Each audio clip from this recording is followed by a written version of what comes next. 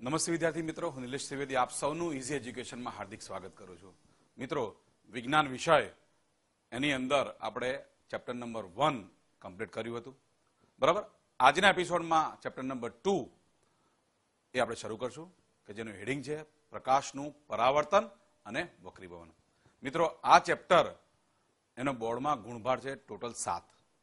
મિત્રો, શબ્દ આવ્યો પ્રકાશ. મિત્રો, આપણે જાણીએ છીએ કે પ્રકાશ વગર આ દિવસ નામનો શબ્દ શક્ય ના બને. બરાબર. અને એ પ્રકાશની અંદર સ્પેશિયલી પરાવર્તન શબ્દ કે જેના લીધે જ તમે અને હું એકબીજાને જોઈ શકીએ છીએ. રાત્રિના અંધકારમાં આપણે જાણીએ છીએ કે આપણે નથી જોઈ શકતા. તો મિત્રો, આ જે ચેપ્ટર નંબર 2 છે પ્રકાશનું પરાવર્તન અને વક્રીભવન, કે જેની અંદર પ્રકાશ એટલે શું, પ્રકાશ કેવી રીતે પ્રસરે છે, એનું પરાવર્તન, એનું વક્રીભવન, અને ખૂબ જ સરસ મજાનો પાઠ છે.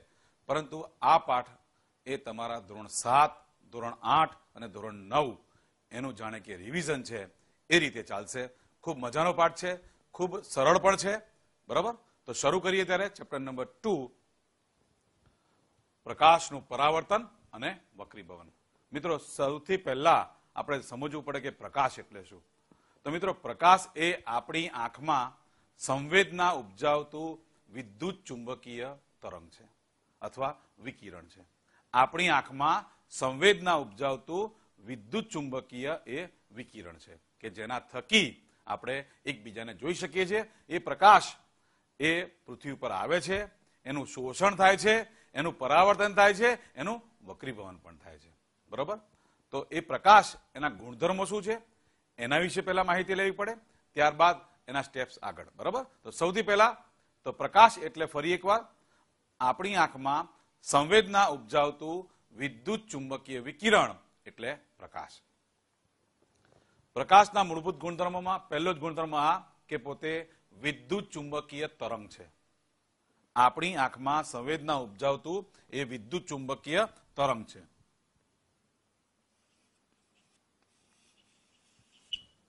હવે પ્રકાશના જે પ્રસરણ છે એના માટે તમારે દ્રવ્ય માધ્યમ ની જરૂર હોતી નથી. મિત્રો, તેના પ્રસરણ માટે દ્રવ્ય માધ્યમની જરૂર હોતી નથી, એટલે એને કહેવાય બિન યાંત્રિક તરંગ. મિત્રો, યાંત્રિક તરંગ એટલે જે તરંગના પ્રસરણ માટે માધ્યમની જરૂર હોય, જેમ કે ધ્વનિ. ધ્વનિના તરંગો માટે માધ્યમની જરૂર પડે.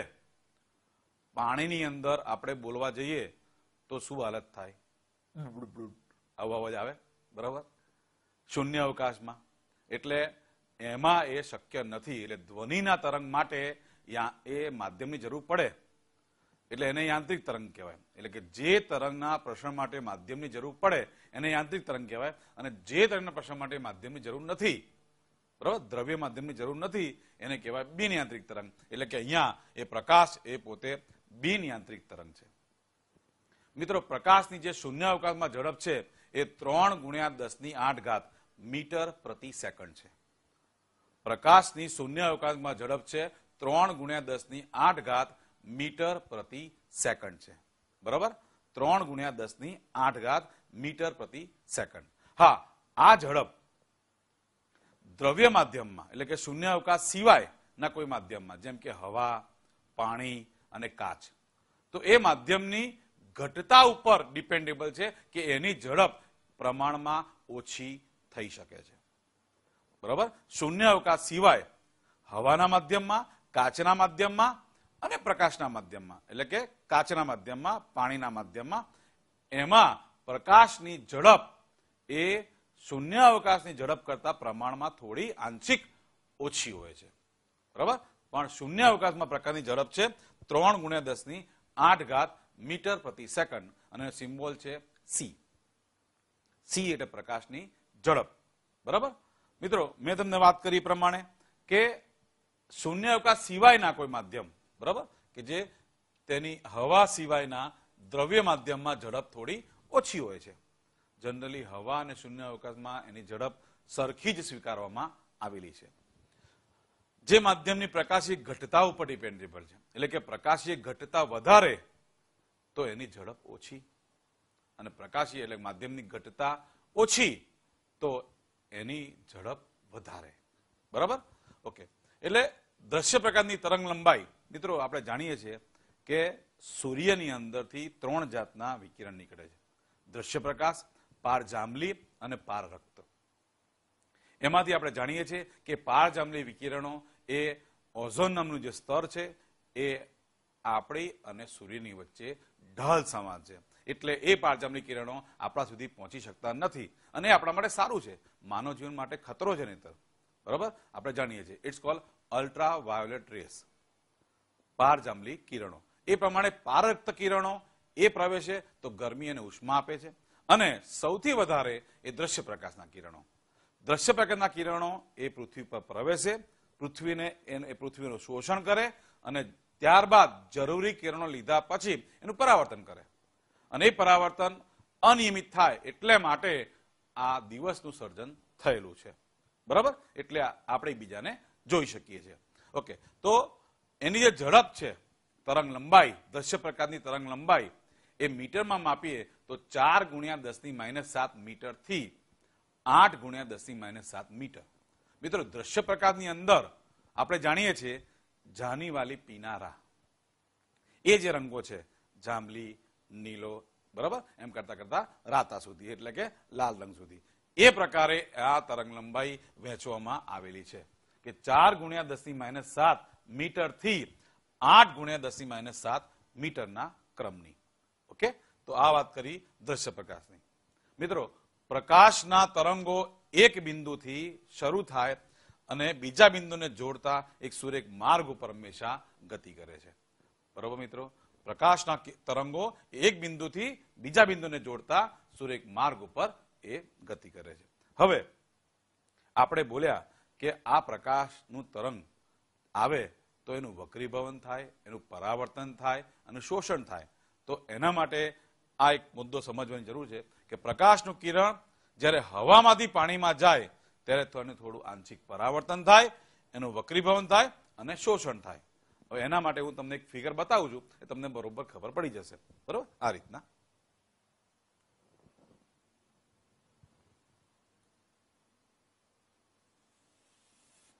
આ જે લીટી છે એ બે માધ્યમને જુદી પાડતી સપાટી છે. એટલે કે આ માધ્યમ એ હવા છે, માધ્યમ 1, અને આ માધ્યમ એ આપણે પાણી પણ લઈ શકીએ અથવા તો કાચ પણ લઈ શકીએ. અહીંયા આપણે પસંદ કરીએ છીએ પાણી. હવે પ્રકાશનું એક ત્રાંસુ કિરણ જ્યારે હવામાંથી પાણીમાં પ્રવેશે એટલે કે એનું ઇમ્પ્લિમેન્ટ થાય, એનો આપાત થાય, એ કિરણને આપાત કરવામાં આવે આ રીતે.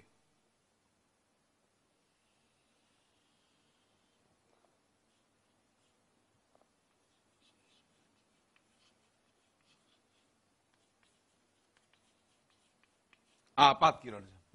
તો હકીકતમાં તો આ દિશામાં જવું જોઈએ એને, પરંતુ એ દિશામાં જતું નથી. આ છે બિંદુ, એને કહેવાય આપાત બિંદુ. આ સપાટી અને આ આપાત બિંદુ. આ આપાત બિંદુ નામ કેમ આપવામાં આવ્યું છે? કારણ કે આ બિંદુએ કિરણને આપાત કરવામાં આવે છે અને આ કિરણ આ દિશામાં જવાની જગ્યાએ એ અહીંથી વાંકું વળે છે અને આ દિશામાં આગળ વધે છે. એમાંથી અમુક ભાગ આ દિશામાં પાછો પણ જાય છે. તો પાછું ફરતું જે કિરણ છે એને કહેવાય પરાવર્તિત કિરણ. આ પરાવર્તિત કિરણ છે.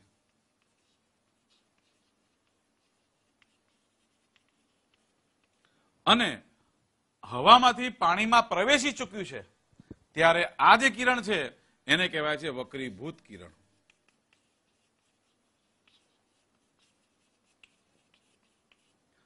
તો તમે જોઈ શકો છો મિત્રો કે કિરણને આપણે આપાત બિંદુએ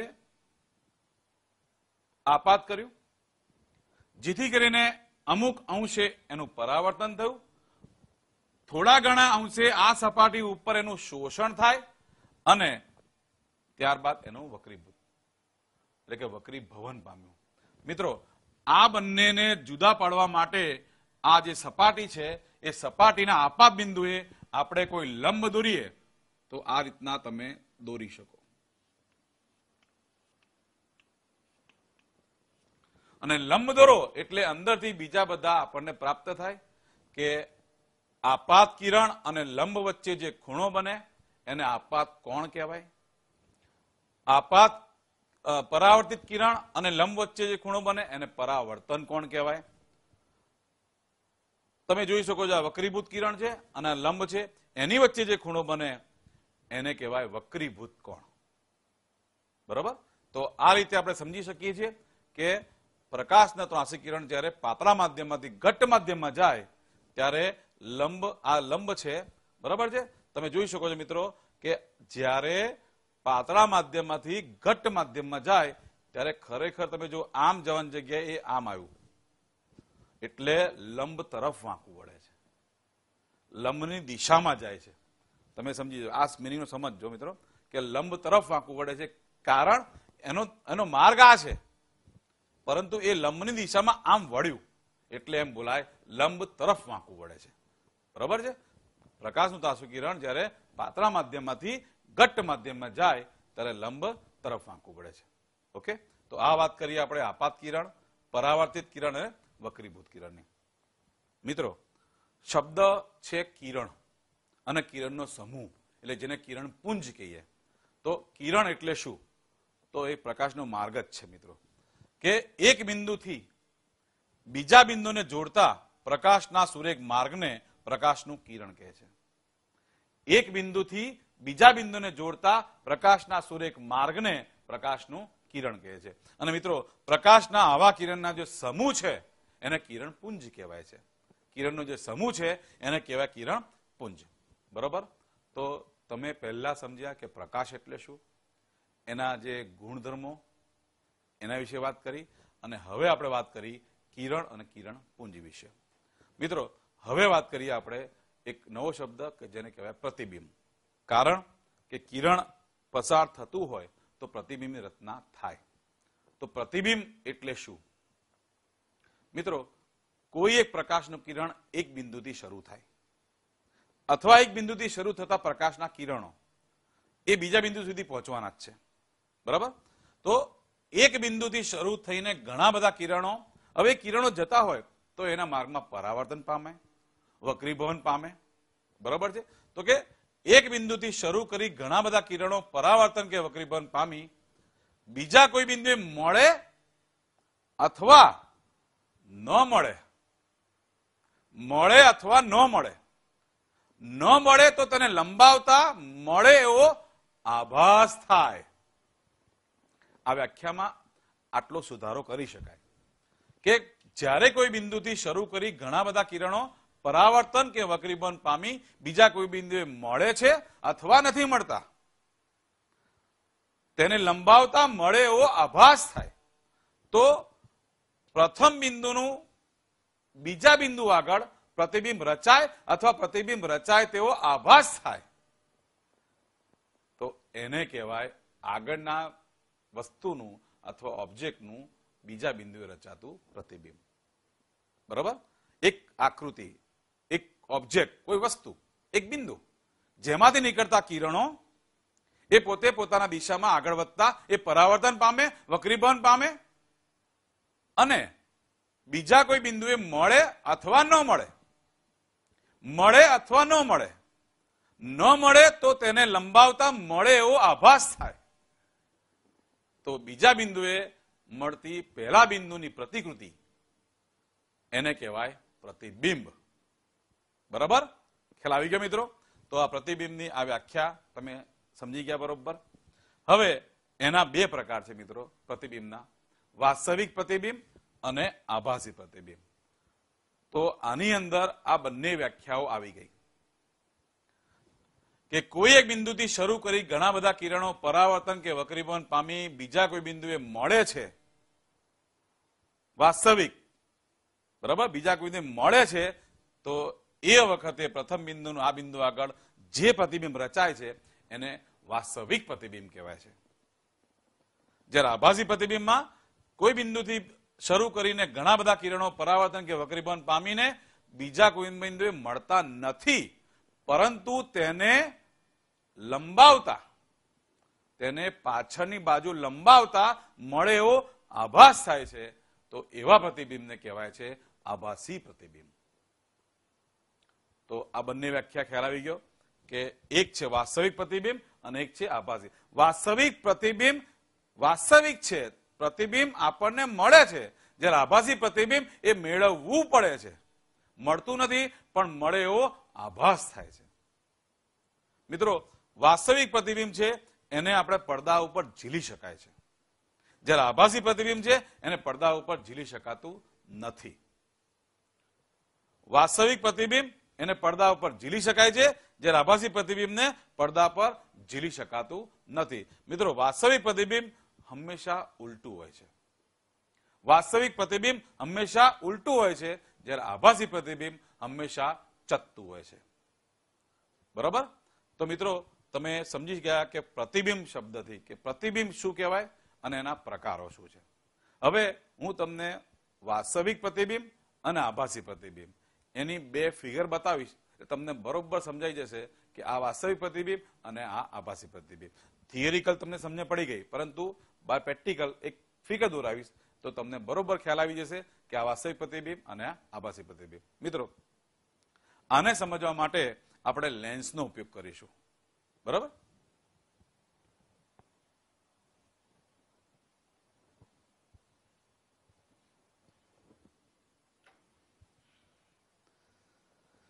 તમે અહીંયા જોઈ શકો છો કે વાસ્તવિક પ્રતિબિંબ પડદા પર ઝીલી શકાય છે, આભાસી પ્રતિબિંબ પડદા પર ઝીલી શકાતું નથી. વાસ્તવિક પ્રતિબિંબ હંમેશા ઉલટું હોય છે, આભાસી પ્રતિબિંબ હંમેશા ચત્તું હોય છે. સૌથી પહેલા હું બતાવી રહ્યો તમને વાસ્તવિક પ્રતિબિંબ.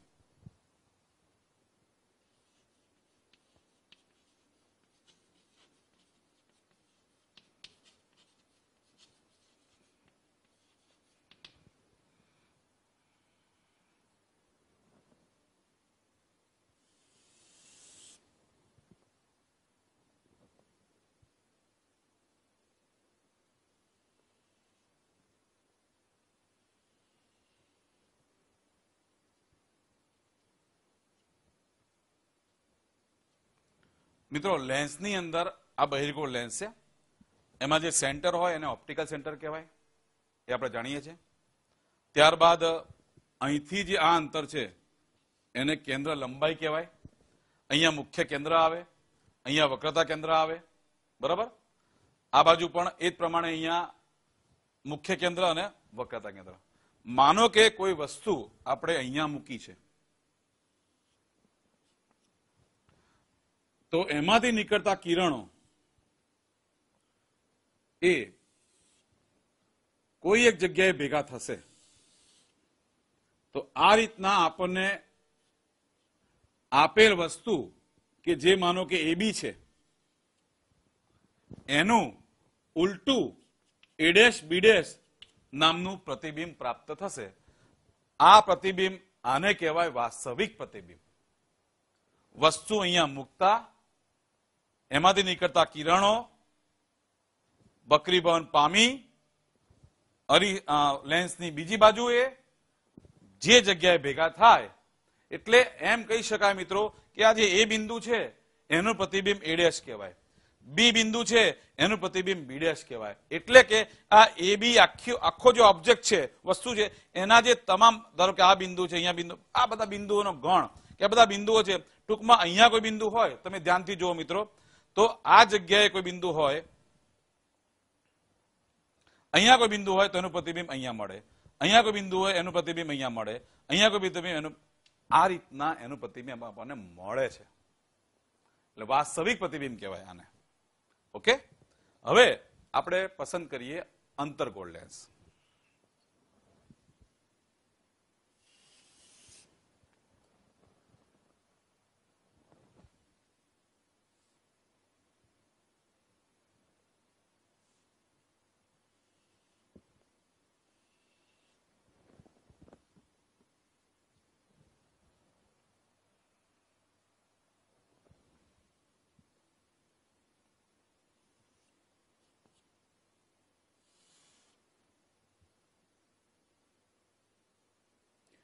તમે જોઈ શકો છો આ અંતર્ગોળ લેન્સ છે, આ ઓબ્જેક્ટ છે, વસ્તુ. બરાબર? હવે એમાંથી નીકળતું કિરણ, મિત્રો બહિર્ગોળ લેન્સમાં શું થાય છે કે કિરણ લેન્સમાંથી પસાર થઈ મુખ્ય કેન્દ્રમાંથી આગળ વધે વક્રીભવન પામે છે. એટલે આ લેન્સ એ અભિસારી છે, કારણ કે એના કિરણો વક્રીભવન પામીને ભેગા થાય છે. જ્યારે અંતર્ગોળ લેન્સની અંદર કિરણો અપસારી છે, કારણ એમાં વક્રીભવન પામીને કિરણો ભેગા થતા નથી, પરંતુ આમ મિત્રો તમે જોઈ શકો છો આ રીતના આમ જઈ અને આમ સ્પ્રેડ થાય, એટલે કે આ દિશામાં આગળ વધે. તો એને આપણે જાણે કે પાછળ ભેગા થાય એવો આભાસ કરવાનો છે. મુખ્ય કેન્દ્રમાંથી પસાર થાય એવો આભાસ. વાસ્તવમાં આ કોઈ એનું મુખ્ય કેન્દ્ર નથી. અંતર્ગોળ લેન્સમાં મુખ્ય કેન્દ્ર પણ આભાસી હોય છે. બરોબર, તમે જોઈ શકો છો મિત્રો આ રીતના. અંતે આ બંને કિરણો જાણે કે અહીંયા મળે છે. તમે જોઈ શકો છો મિત્રો કે આ મળ્યું એનું આભાસી પ્રતિબિંબ, વસ્તુ કરતા નાનું. આ વસ્તુ એ બી છે, અહીંયા મળ્યું આપણને એ ડેશ બી ડેશ, પણ મળ્યું આપણને ચત્તું. આની અંદર પ્રતિબિંબ એ મળતું નથી, આપણે મેળવીએ છીએ. એટલા માટે, કારણ કે કિરણ એક આમ જાય છે અને કિરણ આમ જાય છે, એટલે કિરણ બે મળવાના છે જ નહીં. એક કિરણ આમ જાય છે અને કિરણ આમ જાય છે, તો મળે એવો આભાસ કરીએ તો પાછળ લંબાવીએ તો મળે. એટલે આ કિરણ આપણે આમ લંબાવ્યું પાછળ અને આમ લંબાવતા અંતે આ જગ્યાએ તમને પ્રતિબિંબ રચાય છે. તો આ વાત કરી તમને વાસ્તવિક પ્રતિબિંબ અને આભાસી પ્રતિબિંબ વિશેની.